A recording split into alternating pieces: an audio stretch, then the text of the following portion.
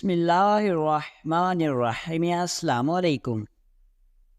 ایک دفعہ سلطان صلاح الدین ایوبی رحمۃ اللہ علیہ اپنے سپاہیوں کے ساتھ قلعہ غامض کے حاکم کے ساتھ غامض قلعہ کی طرف جا رہے تھے۔ سلطان صلاح الدین ایوبی کا قافلہ تیز رفتاری کے ساتھ جا رہا تھا۔ آگے آبادی آ گئی، لہٰذا گھوڑوں کی رفتار کم کر دی گئی۔ تھوڑی دیر سفر کرنے کے بعد سلطان صلاح الدین ایوبی کی نظر ایک دواخانے پر پڑی جس پر لوگوں کا بہت زیادہ ہجوم تھا۔ دوستو، اصل میں یہ واقعہ سلطان صلاح الدین ایوبی کی کتاب سلطان صلاح الدین ایوبی کے کارنامے جلد نمبر 3 اور صفحہ نمبر 188 میں لکھا گیا ہے، اور بہت سے یورپی اور عیسائی مورخین بھی اس واقعے کو نقل کرتے ہوئے دکھائی دیتے ہیں، اور بہت ساری اردو کتابوں میں بھی اس واقعے کو نقل کیا گیا ہے۔ دوستو، دراصل قلعہ غامض سلطان صلاح الدین ایوبی رحمۃ اللہ علیہ نے خود اپنے ہی ہاتھوں سے نقشہ بنوا کر تعمیر کروایا تھا۔ غامض لفظ عربی زبان کا لفظ ہے اور اردو میں اس کا معنی بنتا ہے پر اسرار۔ یہ قلعہ اپنے نام کی وجہ سے بہت مشہور تھا، کیونکہ یہ قلعہ بہت ہی پر اسرار اور خوفناک طریقے سے بنایا گیا تھا۔ اس قلعہ کے اندر بہت ہی بڑی گہری سرنگیں اور پر اسرار دروازے تھے، اور اسی وجہ سے سلطان صلاح الدین ایوبی نے اس قلعہ کا نام غامض قلعہ رکھا تھا۔ سلطان صلاح الدین ایوبی قلعہ غامض کی طرف کے حاکم کے ساتھ جا رہے تھے۔ سلطان صلاح الدین ایوبی کی نظر ایک دواخانے پر پڑی جہاں لوگوں کا بہت زیادہ ہجوم تھا۔ یہ سلطان کی فطرت میں شامل تھا کہ سلطان صلاح الدین ایوبی ہر ایک چیز کو باریک بینی کی نظر سے دیکھتے، لہذا سلطان صلاح الدین ایوبی نے اپنے قافلے کے سپاہیوں کو آہستہ ہونے کا حکم دیا اور خود سلطان اس دواخانے کی طرف چل پڑے۔ وہاں پہنچ کر سلطان صلاح الدین ایوبی نے لوگوں سے دواخانے کے اندر ہجوم کی وجہ پوچھی، تو باہر کھڑے آدمیوں نے بتایا، حضور، اس دواخانے کے اندر مصر کا بہت بڑا سوداگر جس کے پاس بہت سارے گھوڑوں کے اسطبل ہیں، اور ایک ایک اسطبل کے اندر سینکڑوں کی تعداد میں گھوڑے موجود ہیں، اور یہ بہت ہی امیر سوداگر ہے، لیکن بھری جوانی کے اندر اس سوداگر کو کسی ایسی بیماری نے گھیر لیا جس کا علاج مصر کا کوئی بھی حکیم نہیں کر پایا۔ یہ سن کر سلطان صلاح الدین ایوبی دواخانے کے اندر چلے گئے تاکہ جا کر اس تاجر کو دیکھا جا سکے۔ جب سلطان صلاح الدین ایوبی رحمۃ اللہ علیہ اندر داخل ہوئے تو سارے لوگ اس سوداگر کی حالت کو دیکھ کر رو رہے تھے، اور ان کے درمیان میں کھڑا ایک نوجوان بڑی ہی خوشی کے ساتھ مسکرا رہا تھا۔ سلطان صلاح الدین ایوبی حیران ہوئے کہ آخر یہ نوجوان اس طرح کا عمل کیوں کر رہا ہے، حتیٰ کہ اس کی حالت کو دیکھ کر سلطان صلاح الدین ایوبی بھی کو بہت دکھ ہو رہا تھا، لیکن وہ نوجوان تھا کہ دانت نکال کر مسکرا رہا تھا۔ پہلے تو سلطان صلاح الدین ایوبی کو بہت غصہ آیا، لیکن پھر سلطان صلاح الدین ایوبی کی دور اندیش آنکھوں نے دیکھ لیا تھا کہ ضرور اس کے پیچھے کوئی وجہ ہوگی۔ سلطان صلاح الدین ایوبی نے حکیم صاحب کو اپنے پاس بلایا اور پوچھا، حکیم صاحب، آخر اس نوجوان کو کس بیماری نے گھیر لیا ہے؟ تو اس نے کہا، حضور، اس سوداگر کے جسم کے اندر کچھ ایسے کیڑے پیدا ہو رہے ہیں جو اس کے جسم کو اندر سے ہی کھا رہے ہیں، اور ان کیڑوں کو ختم کرنے کے لیے بڑی ہی خطرناک قسم کی جڑی بوٹیاں استعمال کی گئیں، لیکن وہ جس قسم کی جڑی بوٹیاں دیتے ہیں وہ کیڑے اس سے مزید مضبوط ہو کر بڑی ہی تعداد میں جسم کے اندر پھیل رہے ہیں، اور آہستہ آہستہ اس سوداگر کے جسم کو اندر سے کھا رہے ہیں، اور اس کی وجہ سے یہ سوداگر بہت زیادہ تکلیف میں ہے۔ یہ سن کر سلطان صلاح الدین ایوبی بہت پریشان ہو گئے، کیونکہ ایک جیتے جاگتے انسان کو اتنی تکلیف میں دیکھ کر ایک ظالم انسان بھی جذباتی ہو سکتا تھا، لیکن یہاں تو مصر کی سلطنت کے سب سے رحم دل سلطان تھے۔ جب سلطان صلاح الدین ایوبی نے پیچھے چہرے کا رخ موڑا تو دیکھتے ہیں کہ ابھی تک نوجوان کھڑا مسکرا رہا تھا۔ سلطان صلاح الدین ایوبی نے اس نوجوان کے بازو سے پکڑا اور کہا، چلو باہر، مجھے وجہ بتاؤ کہ آخر اس صورتحال میں بھی تمہیں مسکرانا کیوں آ رہا ہے؟ تو اس نے کہا، حضور، آپ اگر میری گردن بھی اتار دیتے تو شاید میں نہیں بتاتا، لیکن آج لوگوں کو سبق سکھانے کے لیے یہ صحیح وقت ہے کہ تمام لوگوں کے سامنے میں اس کی حالت میں دیکھ کر کیوں مسکرا رہا ہوں؟ سلطان صلاح الدین ایوبی نے اس کا بازو چھوڑ دیا اور کہا، بتاؤ آخر کیا وجہ ہے؟ اس نے کہا، حضور 4 سال پہلے میرے بابا کو جسم کے اندر درد ہونے لگا۔ میں شہر کے بڑے بڑے حکیموں کے پاس لے گیا لیکن میرے بابا کو شفا نہ ملی۔ میں بہت پریشان ہو گیا اور آخر کار مجھے کسی نے بتایا کہ فلاں شہر کے اندر ایک حکیم صاحب رہتا ہے، آپ اس کے پاس چلے جائیں، وہ ہر بیماری کا علاج تلاش کر لیتا ہے۔ میں نے اسی وقت اپنا سارا سامان گدھے پر لادا اور اپنے باپ کو لے کر اسی شہر کی طرف روانہ ہو گیا۔ میں نے اپنے بابا کو گدھے پر لادا اور اسی حکیم صاحب کے پاس لے آیا۔ میں نے حکیم صاحب کو کہا کہ میرے بابا کو کیا ہوا؟ حکیم صاحب نے میرے بابا کا معائنہ کیا اور کہا، تیرے باپ کو ایک ایسی عجیب و غریب بیماری لاحق ہو گئی ہے جس کا علاج ناممکن ہے۔ میں نے کہا، حضور آپ میرے بابا کا علاج کریں، جو بھی قیمت ادا کرنی ہوگی میں کروں گا۔ اس نے کہا، تیرے باپ کا علاج بہت مہنگا ہے اور تیری اوقات نہیں کہ تو اپنے باپ کا علاج کروا سکے۔ سلطان معظم، میں نے حکیم صاحب کو کہا، آپ بتائیں مجھے کیا کرنا ہوگا، میں اپنے آپ کو بھی بیچنے کے لیے تیار ہوں۔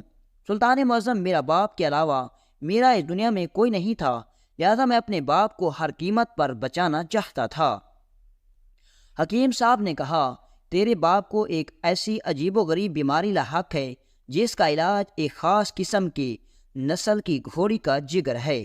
حکیم صاحب نے مجھے وہ گھوڑی کی نسل ایک چٹھی پر لکھ کر دی اور کہا، تم فلاں سوداگر کے پاس چلے جاؤ، یعنی کہ اسی سوداگر کے پاس چلے جاؤ اور جا کر یہ چٹھی اسی کو دینا اور اس کو کہنا، فلاں حکیم صاحب نے کہا ہے کہ وہ گھوڑی تمہیں دے دے۔ میں نے کہا، حکیم صاحب اس گھوڑی کی قیمت کیا ہوگی؟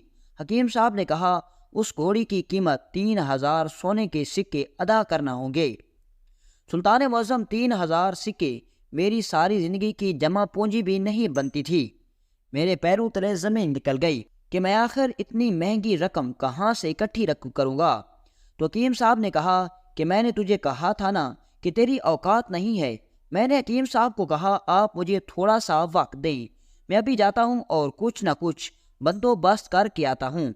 سلطان معظم، میں گھر گیا، میں نے اپنا گدھا بیچا، اپنا گھر بیچا، اپنی ساری جمع پونجی اکٹھی کی اور اپنی ماں کی رکھی ہوئی آخری نشانی یعنی کہ سارے زیورات بیچے اور 3500 سونے کے سکے ایک تھیلے میں ڈالے اور دوڑتا دوڑتا اسی سوداگر کے پاس پہنچا۔ لیکن اتفاق کی بات تھی کہ میں جب وہاں پہنچا تو وہ سوداگر اپنے استبل میں موجود نہیں تھا۔ میں نے اس کے نوکر سے پوچھا کہ سوداگر کب تک آئے گا؟ تو اس نے کہا کہ وہ فلاں بستی میں گئے ہوئے ہیں، حضور کا کچھ پتہ نہیں۔ میں نے سوچا کہ اس سوداگر کو آتے ہوئے بہت دیر ہو جائے گی، لہذا میرے باپ کا ایک جاننے والا سوداگر تھا جس کا ایک چھوٹا سا استبل تھا۔ میں نے سوچا کہ جا کر اسی سوداگر کے پاس جا کر پتہ کرتا ہوں، اگر وہی نسل کی گھوڑی اسی سوداگر کے پاس مل گئی تو پھر مجھے انتظار کرنے کی ضرورت نہیں۔ حضور، میں نے وہ تھیلا لیا اور اسی استبل کے اندر پہنچ گیا۔ وہ سوداگر اپنے گھوڑوں کی دیکھ بھال کر رہا تھا۔ میں نے اس کو وہ چٹھی دکھائی اور وہ تھیلے اس کے ہاتھ میں دیتے ہوئے کہا، مجھے اسی نسل کی گھوڑی چاہیے۔ حضور، اس نے اپنے ایک ملازم کو آواز لگائی، وہ گھوڑی کھول کر لے آیا اور کہا، میں گھوڑی بیچنا تو نہیں چاہتا ہوں کیونکہ میں نے یہ اپنے شوق کے لیے رکھی ہوئی ہے، لیکن میں جانتا ہوں کہ تیرے باپ کو اس کی ضرورت ہوگی، اس لیے میں نے تمہیں یہ گھوڑی بیچ رہا ہوں۔ حضور، میں نے اس کا شکریہ ادا کر کے گھوڑی کی طرف پلٹنے لگا تو اس نے میرے بازو سے پکڑا۔ میں ڈر گیا کہ کہیں یہ رقم کم تو نہیں۔ میں نے کہا، کیا ہوا سوداگر صاحب؟ اس نے کہا، مجھے اتنی زیادہ رقم دے کر کہاں جا رہے ہو؟ میں نے کہا، حضور کیا ہوا؟ اس نے کہا، اس گھوڑی کی قیمت صرف 500 سونے کے سکے ہیں اور تم مجھے اتنا بھرا ہوا تھیلا کیوں دے کر جا رہے ہو؟ حضور، اس نے وہ تھیلا نکالا، تھیلے میں سے 500 سکے گنے، بقایا تھیلا اس نے میرے حوالے کر دیا اور کہا، تم اب گھوڑی حکیم صاحب کے پاس لے جاؤ۔ میں بڑا حیران و پریشان ہو گیا کہ جو گھوڑی حکیم صاحب نے مجھے کہا کہ 3000 سونے کے سکوں کی عوض ملے گی، وہ مجھے 500 سونے کے سکوں میں مل گئی۔ آخر اس کے پیچھے کیا ماجرا ہے؟ میں اسی سوچ اور تجسس کے ساتھ اپنے بقایا سکے لے کر گھوڑی پر سوار حکیم صاحب کے پاس پہنچا۔ حکیم صاحب نے کہا، گھوڑی لے آؤ۔ میں نے کہا جی ہاں حضور، لیکن اس سوداگر سے نہیں بلکہ کسی اور سوداگر سے لایا ہوں، کیونکہ جس سوداگر کا آپ نے کہا تھا وہ اصل میں موجود نہیں تھا، لہٰذا میں نے سوچا کہ اس کا انتظار کرنے کی بجائے کسی دوسرے سوداگر سے لے کر آتا ہوں، اور وہ گھوڑی مجھے مل گئی۔ حکیم صاحب نے غصے بھرے لہجے میں کہا کہ یہ جس نسل کی سوداگر نے گھوڑی بتائی ہے، اس نسل کی گھوڑی تو تمہیں 200 سکوں میں مل جاتی۔ یہ تم کیا لے آئے ہو؟ یہ وہ گھوڑی نہیں ہے جس کا میں نے تمہیں کہا تھا۔ اس گھوڑی کی قیمت تو گدھے سے بھی کم ہے۔ حضور، مجھے اس سوداگر پر بڑا غصہ آیا کہ وہ تو مجھ سے ہمدردی دکھا رہا تھا، اس نے میرے ساتھ دھوکہ کیا۔ میں اسی وقت گھوڑی پر سوار ہوا اور اس سوداگر کے اسبل میں جا پہنچا۔ میں نے گھوڑی کھڑی کر دی اور اس کو کہا ابھی اور اسی وقت میری رقم واپس کر دو۔ ایک مجبور انسان کو دھوکہ دیتے ہوئے شرم نہیں آتی؟ میں نے اسے بہت گالیاں دی، لیکن آگے سے وہ خاموش رہا۔ اس نے کہا اب تمہیں کیا چاہیے؟ میں نے کہا تم مجھے اپنی رقم واپس کر دو۔ حضور، اس نے اسی وقت 500 سونے کے سکے نکالے اور کہا جاؤ بیٹا، اسی سوداگر سے یہ جا کر گھوڑی لے آؤ۔ میں جب پہنچا تو وہ سوداگر اگر وہاں موجود تھا۔ میں نے 3000 سکے دیے اور گھوڑی لے کر چل پڑا۔ جب میں راستے سے گزر رہا تھا تو میرا گزر اسی سوداگر کے پاس سے ہوا۔ اس نے مجھے کہا اے نوجوان، کیا تمہیں عقل نہیں ہے کہ جو گھوڑی تو مجھے لے کر گئے تھے یہ کیا اسی کے برابر ہے؟ میں نے کہا کہ میں نے ساری زندگی گدھے پالے ہیں، مجھے کیا پتا کون سی گھوڑی کس طرح کی ہے، یہ تو حکیم صاحب بھی دیکھ کر بتا سکتے ہیں۔ اس نے کہا گھوڑی سے نیچے اتراؤ۔ میں گھوڑی سے نیچے اترا اور اس نے اپنی گھوڑی کھلوائی اور ان دونوں میں مجھے فرق دکھانے لگا۔ سلطان معظم، میں دیکھ رہا تھا کہ وہ گھوڑی تو جو مجھے پہلے سوداگر نے دی تھی وہ اس سے زیادہ ماہر، طاقتور اور نسل والی دکھ رہی تھی، اور جو گھوڑی مجھے اس سے سوداگر نے دی تھی جس نے مجھ سے 3000 سکے لیے، وہ اس سے کمزور، چھوٹی نسل کی اور کم صفت والی لگ رہی تھی۔ مجھے بہت غصہ آیا کہ سارا معاملہ تو حکیم صاحب نے خراب کیا ہے۔ پھر مجھے سوداگر نے بتایا کہ یہ گھوڑی صرف 500 سونے کے سکوں کی ہے، 1000 سونے کے سکے وہ حکیم صاحب کمیشن لے گا اور 1500 سکے وہ سوداگر رکھے گا۔ گھوڑی کی قیمت صرف 500 سکے ہے۔ مجھے بہت غصہ آیا اور میں نے حکیم صاحب کو کہا کہ ابھی اور اسی وقت آپ مجھے اپنی والی گھوڑی دیں، 3000 سونے کے سکوں والی گھوڑی بھی اپنے پاس باندھ دیں، میں اسی گھوڑی کو لے کر جاتا ہوں، چند دنوں کے بعد میں واپس لوٹوں گا۔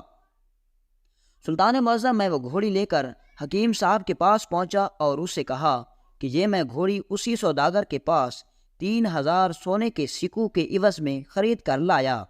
تو حکیم صاحب نے دیکھتے ہوئے مسکرانے لگا اور کہا دیکھو، یہ ہوتی ہے نسلی گھوڑی، جس کو دیکھ کر ہی لگ رہا ہے کہ یہ تو عربی نسل کی ہے، کیا تمہیں اس میں فرق نہیں لگ رہا؟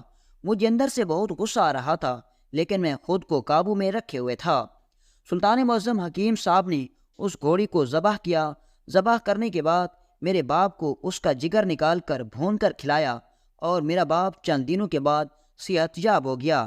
جیسے میرا باپ صحت یاب ہوا، میں اسی وقت وہاں سے لوٹا، اس سوداگر کے پاس گیا جس کے پاس میں نے 500 سونے کے سکوں کے عوض گھوڑی خریدی تھی۔ میں نے وہ گھوڑی لی اور اس سوداگر کے پاس گیا جس سے میں نے 3000 سکوں کے عوض میں نے گھوڑی لی تھی۔ میں نے اس سوداگر کو کہا حضور، حکیم صاحب نے کہا ہے کیا اب تیرا باپ صحت یاب نہیں ہو سکتا، لہذا یہ تم گھوڑی واپس لے جاؤ، لہذا آپ اپنی گھوڑی واپس لے لیں اور میری رقم مجھے واپس کر دیں۔ تو وہ سوداگر غصے میں آ گیا اور کہا کہ ایک دفعہ میں جو چیز بیچ دیتا ہوں میں اس کو واپس نہیں کرتا، لہذا تم یہاں سے چلے جاؤ اور یہ گھوڑی بھی لے جاؤ۔ حضور، میں اس کی بڑی منتیں کرتا رہا، ترلے کرتا رہا کہ میں نے اپنا گھر، اپنی روزی کمانے والا گدھا، حتیٰ کہ میں نے اپنی ماں کی زیورات بیچ کر یہ گھوڑی خریدی ہے جو اب میرے کسی کام کی نہیں، لہذا آپ مجھے میری رقم واپس کر دیں۔ لیکن اس نے کہا کہ یہ میں آپ کو واپس نہیں کر سکتا۔ میں نے اس دن اسے کہا تھا کہ ضرور اللہ تعالیٰ ایک دن آپ سے اس کے بدلے میں اتنا سب کچھ لے لے گا جس کی قیمت آپ ادا نہیں کر سکیں گے۔ اور حضور، آج میں اپنی آنکھوں سے دیکھ رہا ہوں کہ اگر یہ سوداگر اپنی ساری زندگی کی جمع پونجی بھی ادا کر دے تو شاید یہ بھی اللہ کے حکم کے بغیر صحت نہیں پا سکتا، اور یہی وجہ ہے کہ میں اس کو تکلیف میں، اس کو درد میں، اس کو مصیبت میں دیکھ کر مجھے بڑی خوشی ہو رہی ہے۔ جو دکھ اس نے مجھے دیا تھا آج وہ یہ خود جھیل رہا ہے۔ یہ دیکھ کر سلطان صلاح الدین ایوبی بڑے حیران ہو گئے اور کہا کہ برے کا انجام برا ہی ہوتا ہے۔ اور دوستو، ہمیں اس واقعے سے ایک چھوٹا سا ایک سبق ملتا ہے کہ کبھی کسی کے ساتھ آپ دھوکہ نہ کریں، کیونکہ جب بھی آپ کسی کے ساتھ دھوکہ کرتے ہیں ضرور وہ آپ کے پاس ہی لوٹ کر آتا ہے۔ دوستو، یہاں آپ کو سلطان صلاح الدین ایوبی رحمۃ اللہ علیہ کی رحم دلی کا ایک ایسا اور دلچسپ واقعہ سناتے ہیں۔ یہ واقعہ ایک مورخ جس کا نام میگنیول تھا، جو کہ سلطان صلاح الدین ایوبی کے دربار میں ہر وقت رہتا تھا۔ یہ واقعہ اس نے اپنی ایک کتاب زندگی کا مقصد میں سلطان صلاح الدین ایوبی کا یہ واقعہ تحریر کیا ہے۔ وہ لکھتا ہے کہ ایک دفعہ سلطان صلاح الدین ایوبی رحمۃ اللہ علیہ لائبریری کے اندر کتابیں پڑھ رہے تھے۔ اتنے میں ایک سنتری دروازے پر آیا اور کہا، حضور، ایک لڑکی جس نے نقاب اوڑھا ہوا ہے وہ باہر دروازے پر موجود ہے اور کہتی ہے کہ سلطان صلاح الدین ایوبی سے ملے بغیر نہیں جاؤں گی۔ سلطان نے کہا، اس لڑکی کو کہو کہ ابھی سلطان نہیں مل سکتے، لہذا تم ابھی چلی جاؤ، کل صبح میرے دربار میں حاضر ہو جانا۔ سنتری واپس چلا گیا۔ تھوڑی دیر مطالعہ کرنے کے بعد جب سلطان صلاح الدین ایوبی محل کی چھت پر گئے تو دیکھتے ہیں کہ ایک لڑکی دروازے کے ساتھ بیٹھی ہوئی تھی۔ سلطان صلاح الدین نے اپنے قریبی سپاہی کو بھیجا اور فرمایا کہ جا کر معلوم کرو کہ وہ لڑکی کون ہے اور کیوں بیٹھی ہے۔